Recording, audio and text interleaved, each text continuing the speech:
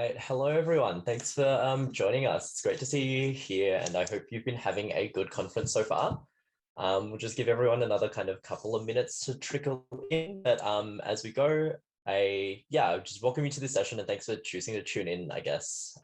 We're really excited to be talking about this topic today, and hopefully, being that you chose this session, you get something out of it. So to kick us off, youth justice is a really pressing topic, not least because there's a kind of current live inquiry into the criminal justice system. And we know that, and we have known for a really long time, that young people who come into contact with the justice system are often facing really complex difficulties. Research has shown that these difficulties kind of all across society, you know, in education, housing, discrimination, but it can feel like the needle really isn't moving. Young people are still experiencing worse outcomes, in particular, a significantly higher recidivism rate than the adult population. So this session will look at the kind of questions around how can we work with young people to reduce reoffending?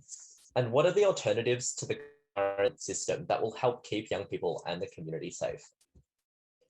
To discuss these questions, we've got several amazing speakers kind of coming up who will each do a little spiel about their work. We'll then have a moderated discussion and a Q&A. In the meantime, you are more than welcome to submit questions if you think of any via the Zoom Q&A function. To kick us off though, it is my pleasure to now introduce our moderator, Laura Chipp. Laura is the statewide head principal lawyer and prosecutor who is in charge of all children's court criminal prosecutions at Victoria Police. Laura founded and currently leads the Specialist Children's Court Prosecution Unit, which consists of 80 to 100 specialist youth prosecutors. Laura was also recently awarded a Churchill Fellowship in 2019 for creating a pre-court caution and diversion system for children under the age of 18. Laura's passion is all about keeping children out of the court process and intervening early with support services to stop reoffending at the earliest time before entering the court system. Please give a warm virtual welcome to Laura.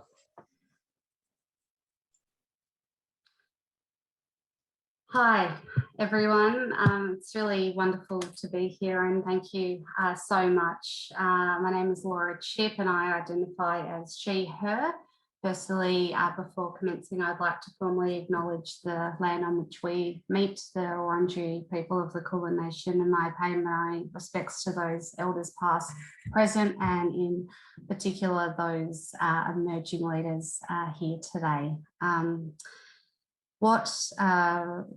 I guess a humble privilege for me to be able to convene and moderate such an important session today, young people in youth justice, and a really fantastic panel that we have today to talk and present. I have just about under 10 minutes to give you a very brief overview of a matter I could talk on for hundreds of hours. And I will try to keep it slow with the interpreter, and also I get very excited and speak extremely fast about this topic and cautions and pre-early interventions when it comes to children. So I have to remind myself to slow down and to breathe, because it really is the thing that I do get most excited about. And some people do tell me sometimes to get a life and to find something else, but when it comes to this, and when I was lucky enough to be awarded my Winston Churchill Fellowship, that topic, I really, obviously, all my Christmases came at once. So I'm wearing two hats here today. I am the leader of the statewide head prosecutor for all prosecutions at Victoria Police for youth justice. And I founded a specialist unit in youth crime around 5 years ago when I was a legal aid lawyer specialising in youth mainly at Legal Aid. And what I did at Legal Aid is I went across to Victoria Police and assisted Victoria Police to build an internal capability of networked prosecutors who specialised in youth practice, and that included trauma-informed practice and cultural competency and really have specialised training on dolly packs and seeing things well and truly through overrepresentation of priority groups and trauma lens of young people in out-of-home care and overrepresentation of our Indigenous youth and going through statistics, data and evidence-based policing to really prioritise and show that early interventions, diversion, cautions are the main thing that works. And we show and are able to show through overwhelming international evidence that that is what works. So that's my Victoria Police hat on, but I'm happy to say that my Winston Churchill Fellowship was endorsed and supported by my Executive Director at Victoria Police, and also through Her Honour Magistrate Bowles at the Children's Court. So it was a very cross-sector involved and still continues to be that. So what I went to set up is an international pre-charge cautioning program, and to find a way that we could keep diversion or a youth diversion happening without having to charge a young person. So call me, I guess, an old school or a simplistic mind, but the way I see diversion is without court. Diversion is diverting a young person away from court.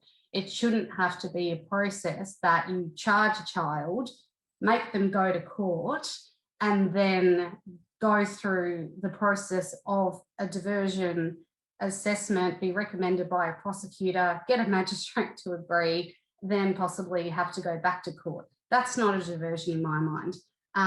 I respect so much the work that diversion coordinators and everyone does, but I don't think that's actually a diversion because it's a court process. So what I see and what I think is that needed to be pre-charged, and we should actually have that mechanism legislated by cautionings being legislated. We know that there's a new youth justice bill coming next year, which is very exciting. And we know that it is very likely that caution is going to be legislated for the first time. So there is that opportunity and that point in time now, which is why I wanted to focus on my fellowship. So very briefly, some of my findings. Unfortunately, I went in March 2020. So last year, I boarded a plane, meant to go 8 weeks, had 72 meetings arranged, which took me obviously a good part of 10 months to arrange across 12 cities, 5 countries over an 8-week period. What that ended up being was a 2-week trip to New Zealand, the borders closed, and then COVID hit. So I was locked out of my own country, and I was one of the first people to be quarantined in March last year when obviously everything hit and everything happened. So what was meant to be a big Churchill Fellowship then turned into a very brief trip to New Zealand. But that didn't matter because I found incredible findings with our brothers and sisters in New Zealand, because by far my findings was going to be based on their model, given the significant similarities that I wanted to find. So I have actually created an initial blog with my findings, and I can post it in this session, which gives a bit more stats and rundown of what I'm going to talk about and run out of time in 4 minutes anyway. Basically, the big ticket items, they can keep about 85% of all of their youth out of court. So that is by pre-charge, and that is by having pre-charge early interventions, and even not so early interventions. They can have cautions for 10 times with that, and that can occur through the policing process, but through the independence of youth justice and stakeholders and Arama Tamariki, which is their Department of Health and Human Services, or DFFH as it is now, but also they have education and disability and all of the other stakeholders in the room. They have a big focus on the whānau, which is the family and the community of practice. This is all to do with not just focusing on picking up the young person and solving their specific problems of, say, referring them to one mental health counsellor, or getting them to do anger management and assisting them to say, have a condition to go to school. What they really looked at was did a lot more intervention around the whānau, the family. So working out, well, why is this young person not going to school? And then they worked out along with the police, and there was youth aid. So specialist police force was the second recommendation that I strongly suggest for this model to work. And these are people that live and breathe youth and get it and understand and want to give these kids a chance, and they almost become peer workers. And I know that that does scare a lot of people for creep in and what type of role the police should play. But in New Zealand, it was almost foreign to them, the way that our system worked with some of the stories that I told them with operational police and the division that our community has with the role that police do play with young people.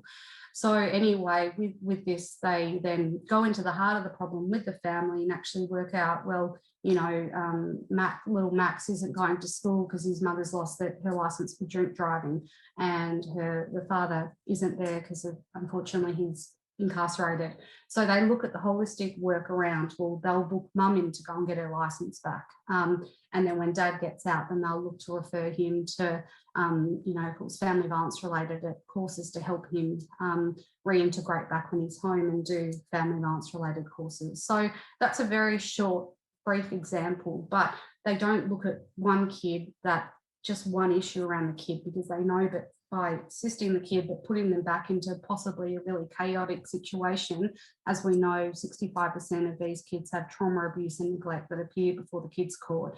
They look at the whole system and the child as a whole to really support the whole foundations, and then in the interim they can at least work out these bigger holistic solutions. So my overwhelming recommendation, which was supported by Victoria Police, was to introduce legislated conditional cautioning.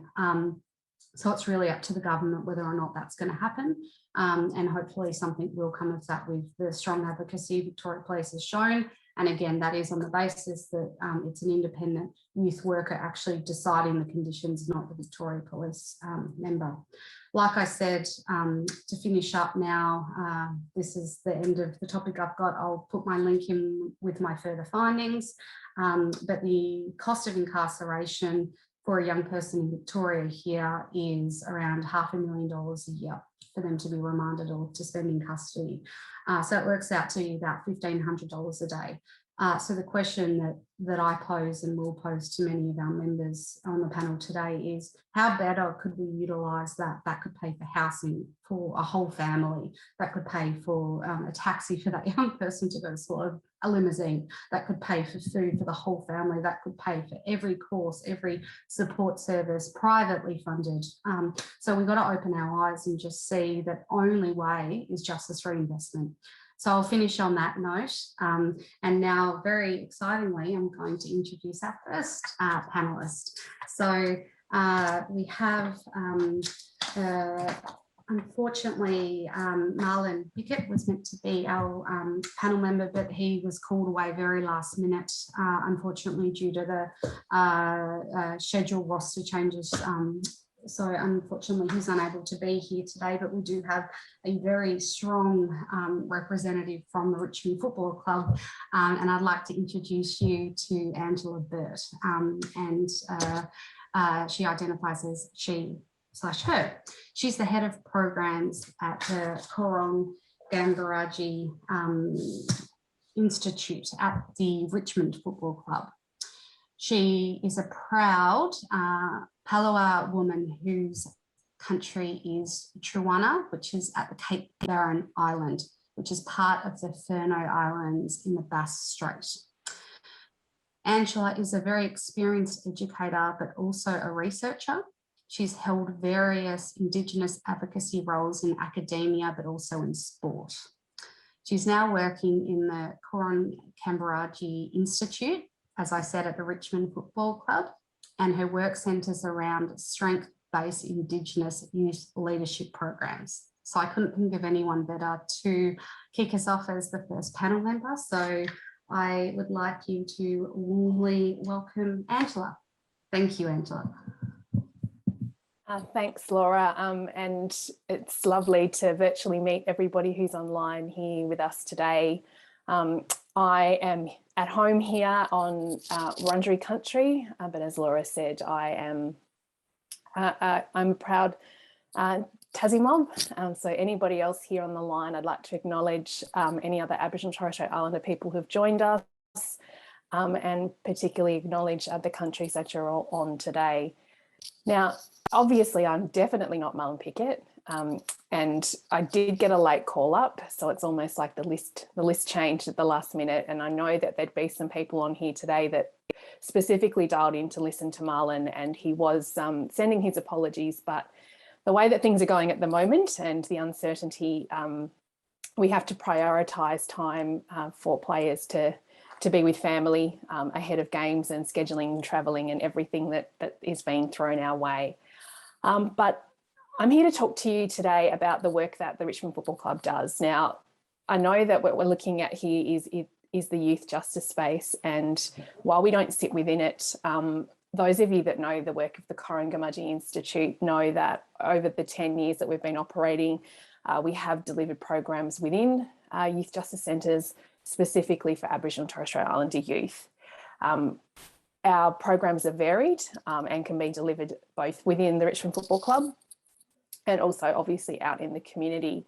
But I thought today I'd just talk a little bit around the work of what the KGI does and speak about the landscape of football and what football is able to deliver to our youth that have been in the youth justice system, and the stories and the platform that it gives to facilitate conversations around the realities for many of our people, and the visibility of their stories. Particularly Marlon's story is obviously very well known, but in recent, over the last 12 months, there's also been other incidences with many of our Aboriginal and Torres Strait Islander players at the club who have been involved with situations of fairness and justice, and things which seem unbelievable to happen but are still happening and playing out for our people.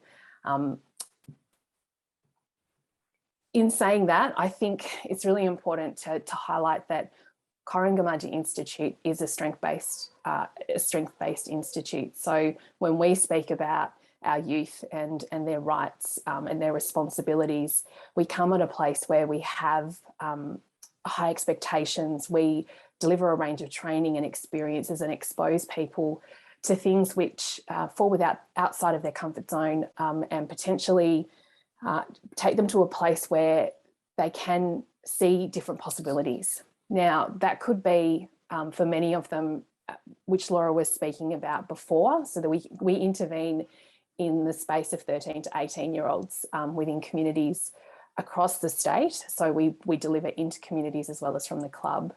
And for some, that's enough. For some, there's a moment there that happens within our programs where they start to see, they start to forge a different reality for themselves. And for some, that might be that the touch point is after something else has happened. So what we know is consistent at both ends, whether we're looking at post-offending or pre-offending, what our role there is to connect into community. So the greatest thing that we can possibly do is connect them into places of strength that already sit there. So we provide part of the service.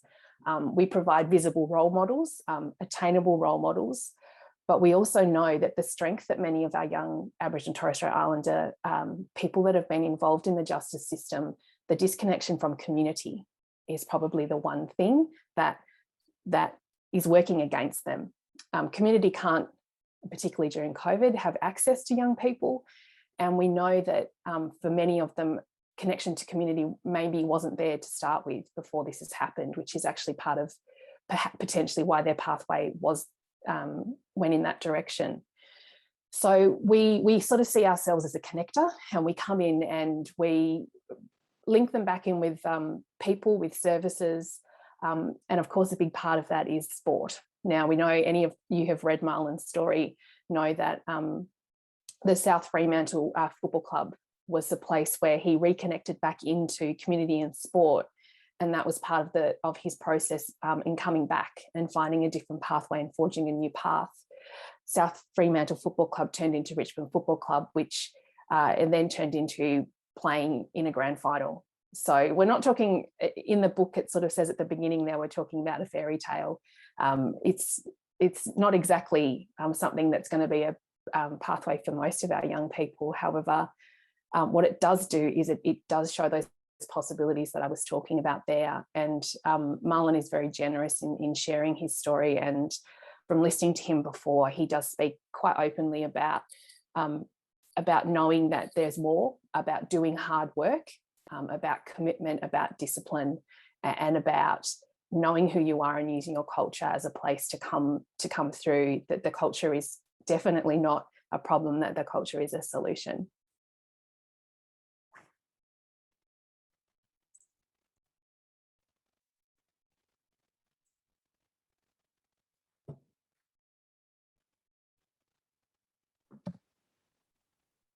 Great, thank you so much for that, Angela. That was a really fantastic run through, and obviously we want to hear much more from you with the questions and answer session. So we'll go now to our second panel speaker, and that is Mehri Vijdani. So Mehri, welcome. Thank you. There you are. Sorry, it's funny, I was looking behind my computer. So Mehri is a young person who has been very active in community programs from a very young age. Mehri was born in Australia from a mixed 15 family. She is half Iranian and half Pakistani. The cultural heritage at home is Baran family. She has been persecuted because of her religious circumstances. Currently at 26 years old, she's a very bright and bubbly girl. But she has been really impacted and her community by the involvement of domestic violence campaigns, and she's also been giving a helping hand where needed. She has completed her Bachelor of Health Sciences at Deakin University and her experience in working in case management, and is currently working in Your Community Health, in community engagement and health concierge. So we're very lucky to have Mehri speaking. So over to you, Mehri. Good afternoon, everyone. My name is Mehri Vijdani, and I'm from the Baha'i faith in the Iranian community, but was born in Australia. In 2019, I was a participant in the Victoria Police Southeast Young and Emerging Community Leaders program, which was facilitated by Leadership Victoria. The application process to get into the leadership program was exactly like going for an interview selection process, challenging and competitive. And so I was really excited to be successfully selected for the program. The program kicked off with a weekend team building camp involving mental and physical trust activities, which bonded our diverse group, who were made up of youth from different cultures, including Aboriginal, Afghan, African, Vietnamese, and Rohingya, to name a few. Together with local young police officers, this camp really set the scene for the rest of the program and united us as a group who had to work together to achieve common goals. We then had monthly leadership sessions and guest speakers who presented on different areas of expertise, telling their stories, their difficult cultural journeys, and how they were able to impact and influence their community. One particular speaker was a multicultural counsellor from Greater Dandenong Council, and it was inspiring to hear his voice and his story, because his work in the community showed me that there are many role models out there, that hard work and consistency pays off. Jim's story really resonated with me, as I could relate growing up in Australia as a multicultural kid on the block. As the program ended, we had a formal graduation ceremony presentation where we had to each speak about what we had learnt and what we could take away from this future program. As a young leader in my community, this program not only allowed me to gain confidence, but also share my ethnic experience with others. The program provided us with invaluable social networking experience with each other, but also guest speakers. The impact of this program on me was really significant, especially the importance of having youth from different cultural backgrounds to mix together with the realization that youth, despite their differing backgrounds, experience similar issues. And we all have the same concerns for the community, such as youth and family violence. I also need to say it was a privilege working and meeting other police young officers as part of the program too. I learned that they also share the same issues that we feel. Most youth never get the opportunity to speak openly to police in a relaxed environment. And it was really great to see these conversations going and making connections. More importantly, I realized that anyone, despite their age, can have an impact on those around them, ultimately their community, simply by leading by example and being a positive role model for those around them, including other youth. I noted that the leadership group as a whole really wanted to help bring about change and highlight the importance of youth working together to help each other and result in better outcomes. Youth, despite us sometimes feeling powerlessness, are not very influential, and in fact, very powerful. We have a voice that many people are willing to listen to, and we need youth to speak out in our community. I have realized there is always help out there. There's always someone else that will listen to you and what you have to say. This is empowering youth. The impact the course had me in two ways: personal growth and community impact. Not only did I learn about leadership, teamwork, collaboration, and problem solving, but the program improved my personal growth by developing better communication skills, confidence to stand up, and to feel comfortable expressing opinions without fear, all because there was a really great mutual respect between each person in the group. The course showed me the importance of staying open-minded to new ideas, but also improved my English literacy skills in a professional environment. In doing this course, my community also benefited because I gained the confidence to speak in my community, specifically the elders, which often the topics were taboo. I was able to normalize the conversations, which brought me more respect. I also learned the skills to develop programs for my community on social issues such as family violence, which impact on my community, but a society as a whole. By working together as a group on shared issues, we are able to motivate each other to help guide and implement change for each of our communities within the southeastern suburbs. I learned that there is no wrong answer. Collaboration means sharing, motivating and empowering each other to reach the same goal. I learned to listen carefully to each person's story and realize the importance of asking powerful questions. One thing that I would take from this program, that it takes courage towards a common goal, and that it doesn't matter who you are, where you come from, how old you are, but you use your voice to benefit your community and the society as a whole. Thank you, Mehri.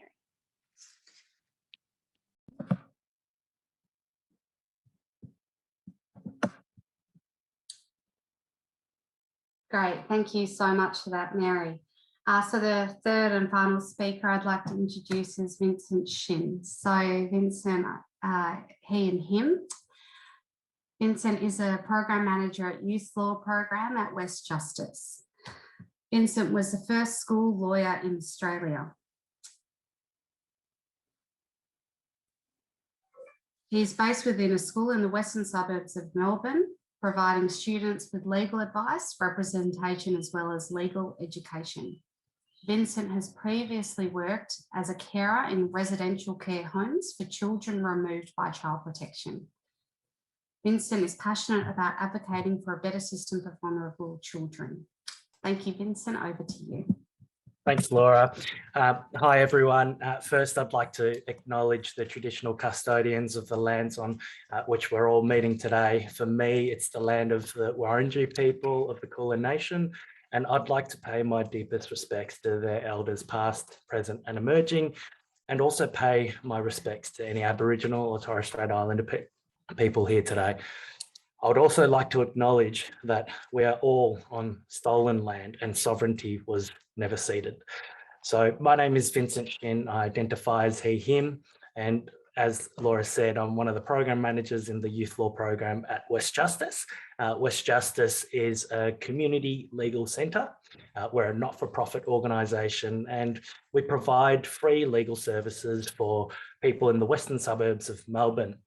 I've been a lawyer for about 7 years and most of my career has been as a school lawyer. So being based within a high school, advising, representing students from the Grange Peter 12 College in Hoppers Crossing in Melbourne and also Tarnate Senior College in Melbourne.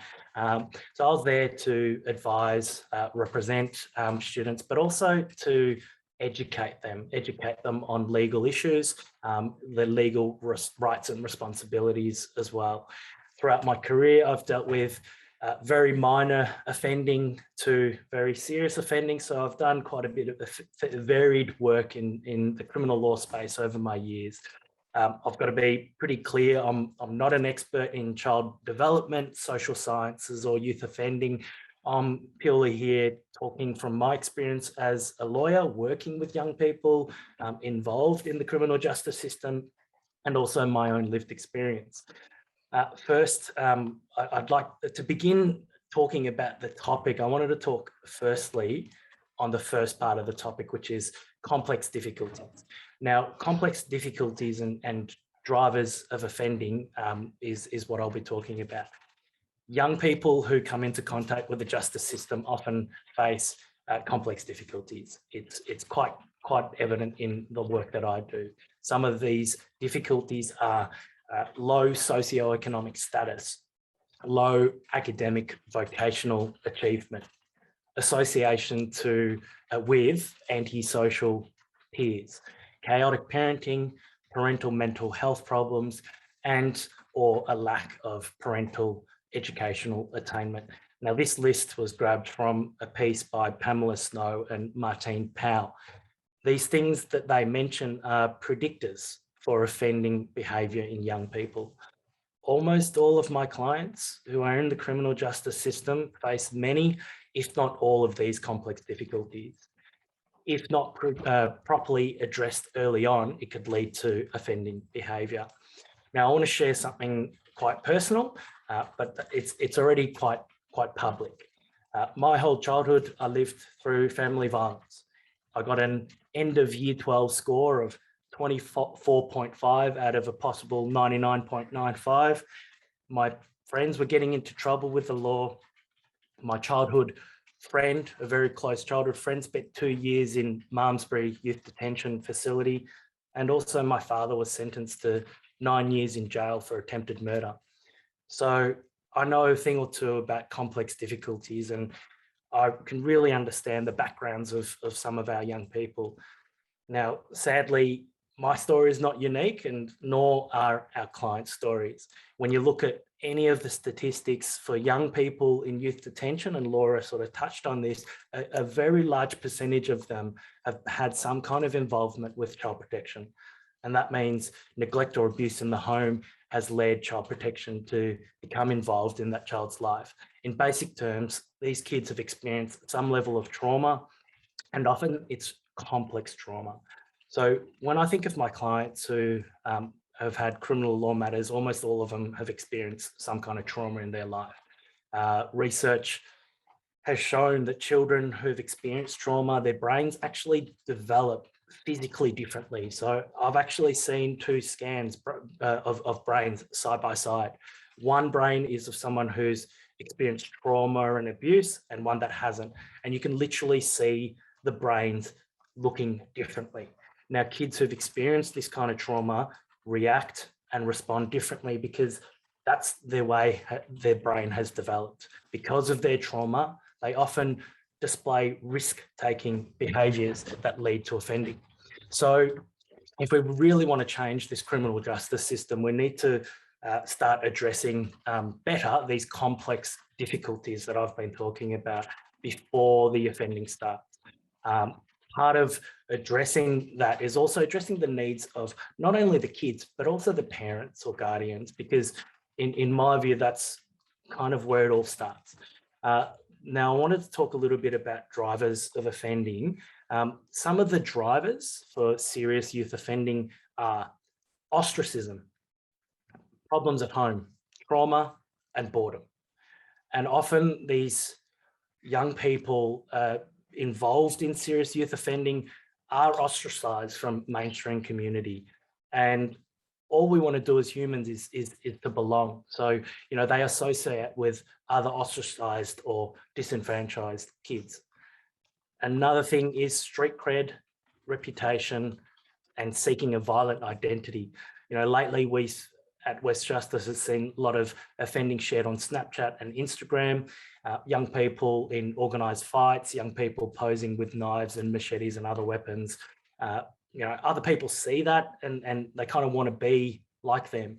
And unfortunately, the silly thing for these young people that we're helping is that the police use this in these photos and videos as evidence to prosecute charges against them. And the kids unfortunately see that in the police evidence that they're given.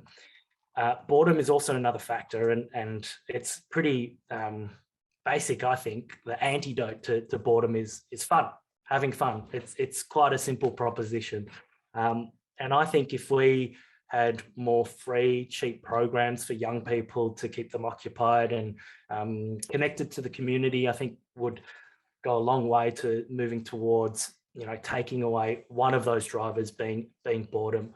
The thing with youth offending and addressing it is that it's, you know, I've been thinking about this a lot lately. Obviously for this, there's not one solution that will solve it all, and it's going to be a combination of things, and you'll hear a little bit more about the combination of things in addressing this issue of offending and youth offending.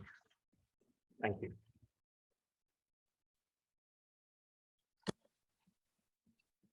Great, thank you so much, Vincent. So what we're going to do now is a Q&A session, and we've got from this time until 1:12 p.m. to be very timely. So we don't have much time.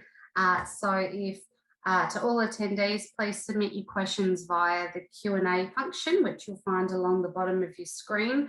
We've already had some other questions come through via other means. What we'd like to know is, what do you think is the most important action the government could take to reduce the number of young people in youth justice? And so see the Menti link in the chat to join in, and then we'll pop the link in there. So we're very lucky to have these panelists, so please involve yourself in the chat. I've got one question to kick off, and this is actually from a very senior commissioner at Victoria Police. And I think it probably within the theme, given it's youth justice and we want to look for solutions in particular, and this is the police asking the subject matter experts, I think in particular for Angela and Mehri. This is based on data and statistics. Due to the vulnerability and the overrepresentation of Koori and cold young people in offender data, should the focus of all agencies involved in the youth justice sector, and this is a question about what can be done. If you both could wave a wand, what would be the one thing you would have police do with the community, and what would most likely steer young people from this, both of your backgrounds or other, I guess you can speak with your backgrounds in particular, from becoming involved in criminal offending? So that's a wide answer. So if you perhaps go to Mehri first and then Angela. So whilst I'm not an expertise like in this area, I think we have to really hone in to some specific programs that kids won't actually go into. Like, instead of making programs such as, I don't know, creating sport or music programs, or something maybe for the guys, car mechanics, or going into a specific course just to get them out of trouble. So that's something that I would maybe do if I had the chance. Angela? I think that, speaking more generally, it's probably around understanding the landscape a bit better. So for us, the work that we do around this space, and anybody who works in the cultural training space, cultural awareness space, multicultural space as well, what we're trying to do is to change that and to make that landscape safe. But we also have an acute understanding of the mistrust and the relationships that are not there. So I think it's being quite present and grounded in the reality of the situation for people, particularly First Nations people that are living in a place where the laws and rules that govern them were not their laws and rules. So there's automatically going to be a disconnect, and that fear it creates already from the beginning a negative relationship.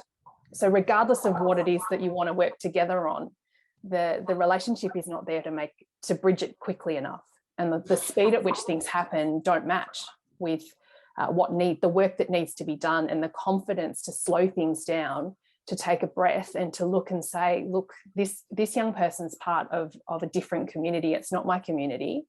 I need to understand that, and I need to understand those factors that are there. So trying to force Indigenous systems into Western systems is a pretty challenging thing to do, and they don't work together.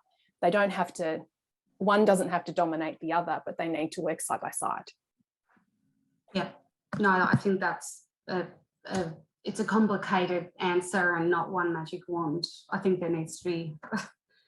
I think you're saying time. Time, yeah. Time and trust building and relationships and having more than, and that's certainly what I learned in New Zealand, especially with the treaty, and it takes the cultural commitment, and I think that very interesting. So going into the Q&As, in relation, there's been some answers that have been answered directly by Mehri, so I'll pick some that haven't been answered. But while I'll wait for that and pick an answer, I'd like to ask the panel very quickly, just even some quick points. If you did have $1,500 a day for a young person in the early intervention space, what would you spend it on? Or $500,000 a year, what would you spend it on to see a young person get out? What results do you think could be done with that enormous amount of money for justice reinvestment, rather than either locking kids up, chasing them on safe custody warrants, or chasing them for charges that could be quite minimal for kids that are 11 years old, for example? It's another question that I had from another person. Vincent first. Gosh, that's a very big question, and I have, I guess, a couple of answers. And we actually didn't plan this, but I was also thinking justice reinvestment, and I'd over the years had heard quite a lot about it and read a little bit about it, and read some studies done in America, and it's just proven to be really, really successful. So for people that don't know what it is redirecting the money that the government would invest into youth detention and the detention and the criminal justice system. And instead of putting that money into that, redirecting it into the community and into programs and into support services for families and young people. So I really like that idea, and it's proven to have worked. And from memory, there's been a case in, I think, I could be wrong, maybe Texas, somewhere in the southern parts of America, where the justice reinvestment worked so well that they had to close some of the prisons because the crime rates reduced so significantly. And that's massive. And it takes a bold government to do this, because it's not something that can be done, over the 3-4 year lifespan of a government. And they need to be bold and brave to look for the long term if they really want to address this issue. And I think justice reinvestment can look differently for different jurisdictions. But I think for us, particularly in the western suburbs of Melbourne, we generally have people coming from low socioeconomic backgrounds. We have families from migrant and cold backgrounds. And they need to be, the programs that I think about need to be tailor-made and suited and culturally safe as well for communities from our community. These programs that I talk about, one thing that when I talk about tailor-made is in the western suburbs, the public transport is horrific, and it's just so bad. You've got train lines, but then you spread out and it's just impossible to get anywhere. So it's good and well to have all these amazing programs for kids, but if they can't get there, which a lot of kids that I talk to, they complain about, they simply cannot get there, they're not going to go to these programs. And so it is, you know, it's not, maybe not technically justice reinvestment, but investing in the infrastructure can help with, you know, these programs and support services. So I talk about programs, and I might have time to talk about some of the programs that I've seen, but, you know, bringing kids back into the community, bringing kids who have been ostracized, disenfranchised, you know, these kids that are victims of racism that feel like they're not Australian, they're on the outer. So what do? They hang out with people that they feel safe with. And, you know, sometimes it could be, you know, antisocial behavior that they're being involved with, but bringing the kids in to the community through sports programs, through music programs that, you know, we've heard about. But like I said before, the parents, I think, is the key, because when I looked at, you know, some of the drivers and the indicators of offending, you know, a lot of this feeds back into families and parents and guardians. And if we support them better to support their children, we're going a long way to addressing this issue of offending and reoffending. One final thing I want to say is I sadly see and hear a lot of bad stories from youth detention, and that's youth detention in Melbourne, so Malmesbury and also Parkville, and I see some and hear some horrendous stuff. But also, if anyone's seen the documentary or the movie Australia's Shame and what happened in Dondale, you know, it is horrific, some of the things that you see in youth detention. And so if we can address youth detention in training the staff better in trauma-informed practice, culturally safe practice, I think that's also going to really help in addressing, and I'll shut up now. And what I'll do is I'll lead into two questions which are similar, but I think very important, and it follows on. So how can we as a community positively work to improve relationships of young people and the police in Victoria, as it seems like generally it's sustained history? So that question, but I'd also like to pull in a second question, which I think links in. So I think, Angela, this one's directed at yourself, but Vincent and Mehri would also like you to also contribute. The second question is, a lot of young people see police and law as not working for them. How can that trust be rebuilt? So these are questions from the audience. I've got a fair bit to say about this, but Mehri, if you'd like to go first. Yeah, great. Or Angela. I'll go first.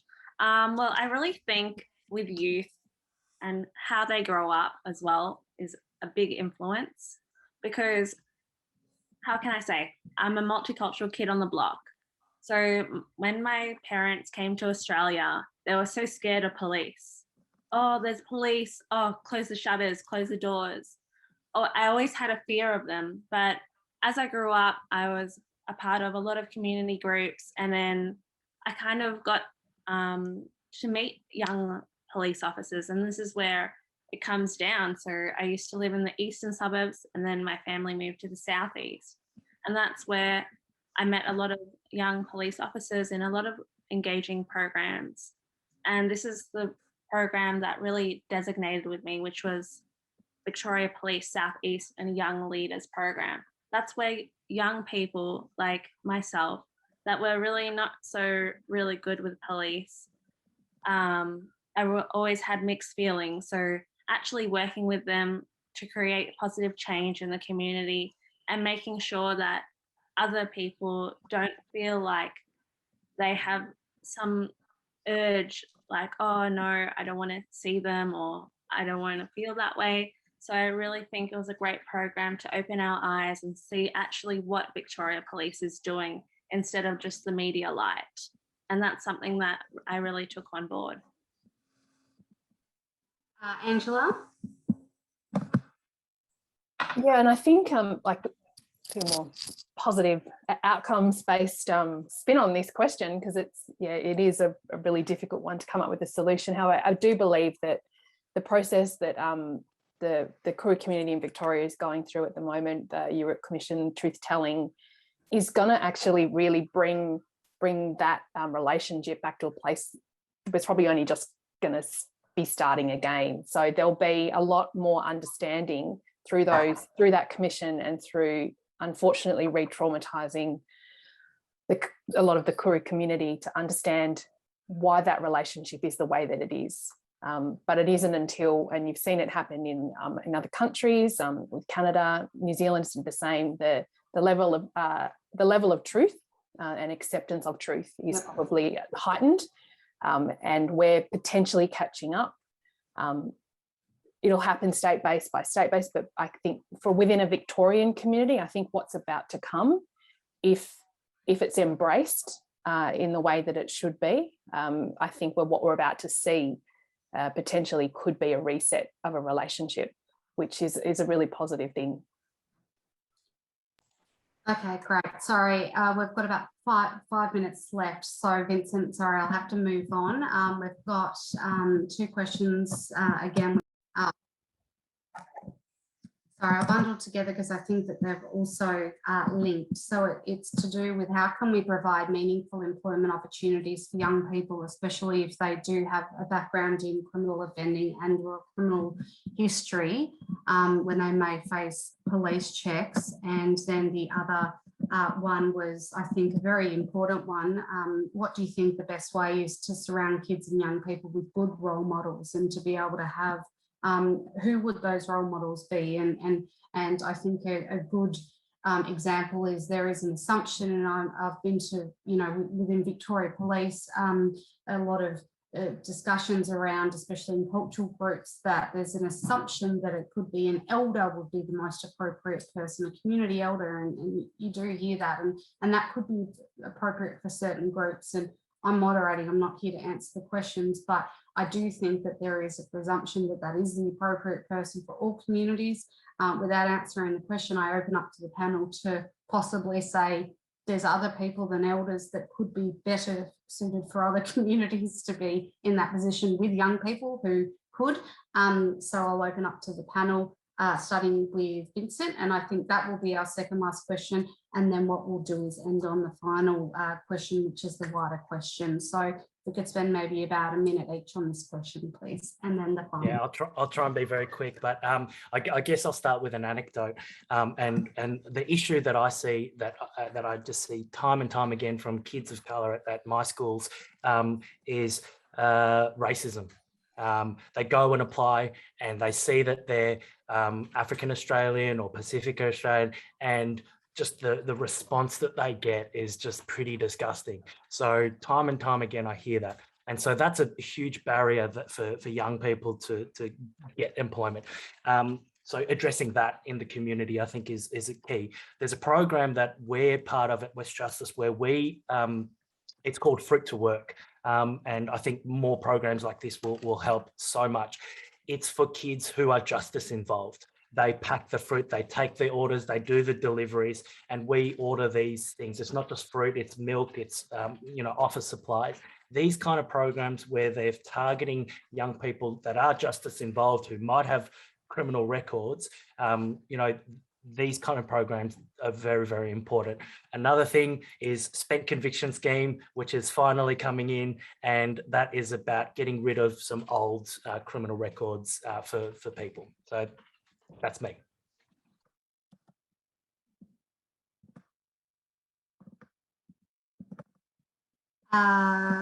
Angela? I think that quickly go the employment. For us, it's what's happening right now is we are coming across young people who need meaningful work, meaningful purpose to their life, to what Vincent talked about, their boredom. And we would, if it was up to me, I would be in every region setting up hubs and jobs for these young people. And I've got work for them. I've got things that they could do. We could grow our programs, but then the government might need to take some, restrictions off our funding to be able to have the trust to go, trusted organisations. Here is some, you could use this, be responsive. So responsive funding that we're not already having to tell them 12 months before what we want to use it for, that we could actually be able to look and go, right, here, I've got capacity, let's do this. And I'll turn it around in a week. You've put your hand up, you've shown initiative, you're in. And that for a young person, wherever it is that they are, could change their life. It could turn it around right there. And we could come back in 6 months' time and then we've done nothing and we look and we go, oh, well, imagine the possibilities with that. And Mehri? I personally think that a role model can actually change the youth's perspective. Really, like someone that you looked up to, like a sporting person, sometimes maybe even a youth worker or an elder, as said before. A role model really motivates a young person's mind. It challenges them also in a safe place. Many programs also lead to employment, but one example could be learning how to be a barista, then working in a cafe, and then talking to people, daily conversations, and then maybe that can change their concept and choices in life. So that would be one example that I would give and share. Thank you. Okay, thank you so much for that. So unfortunately, that was our last question. So thank you all panel members so much for your time today. So I'm going to pass back to Mark to conclude this session. And most of all, thank you so much to all attendees. We really appreciate your support and tuning into our session today.